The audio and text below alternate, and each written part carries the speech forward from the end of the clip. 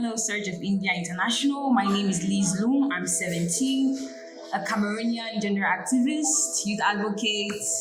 In fact, I love youth work.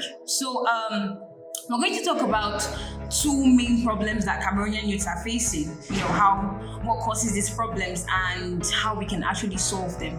Now, the first problem that I think Cameroon youth face, is education. Education is mostly for the rich. Now, why do I say this?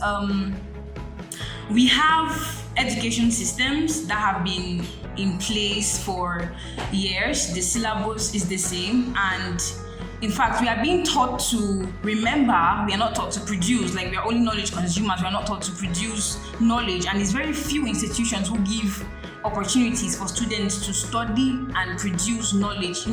We want something that will challenge our intellect. We want something that will make us think out of the box. Now, in this syllabus, there are a lot of things that have been there for years, and we don't see how this helps us out of classroom work. Like, after high school, what happens to these young people? Are they able to afford a university education? Are they able to further their education? Do they apply what they've learned in the classroom directly in the society? Now, those are the questions we're answering. We want the education to be directly applicable in our everyday lives. How do we do this? We have to start by checking the syllabus and making sure whatever the content we give to young Cameroonians enables them to become knowledge producers, enables them to be able to apply it directly in their everyday lives. We have to start by prioritizing vocational education and skills. Now, we have to agree that the coronavirus pandemic came to prove to us that our education system is not sustainable at all, given the fact that we almost never received classes because of the bridge in the digital divide. Now, we have to bridge this gap, the givers of education, the receivers of education. Now, our government gave us classes on TV during the coronavirus pandemic lockdown, but not everybody was able to access this education because not every house has a TV set. Now, those are the kind of things we have to bridge. We have to bridge the digital divide in the educational system. We also have to prioritize non-formal learning. We have to prioritize skills. We should do skill-based learning, wherein learners are able to learn based on their skills. We validate their skills, give them certificates for those skills, because they are going to pay us for value. They won't pay us for the certificates we have. They're going to pay us for value.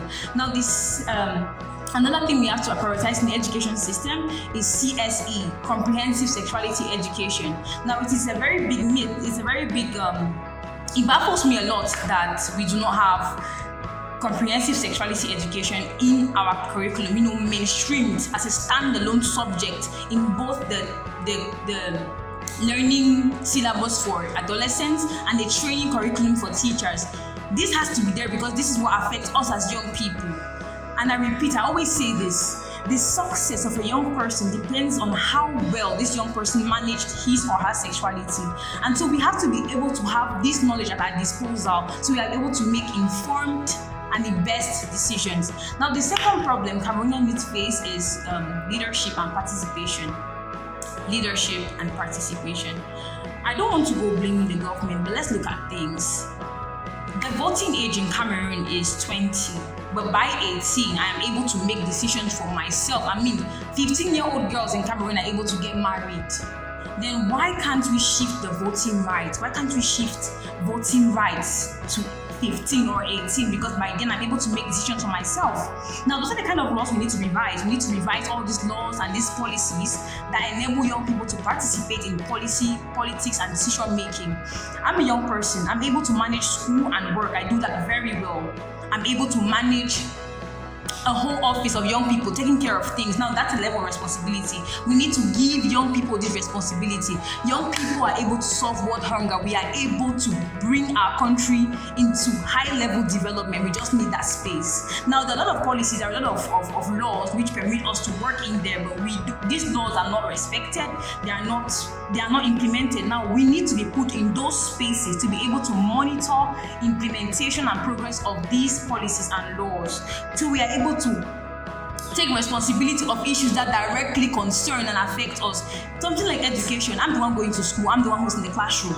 I feel I'm the one who's there every day in the classroom. So I know what is best. How does my learning environment look like?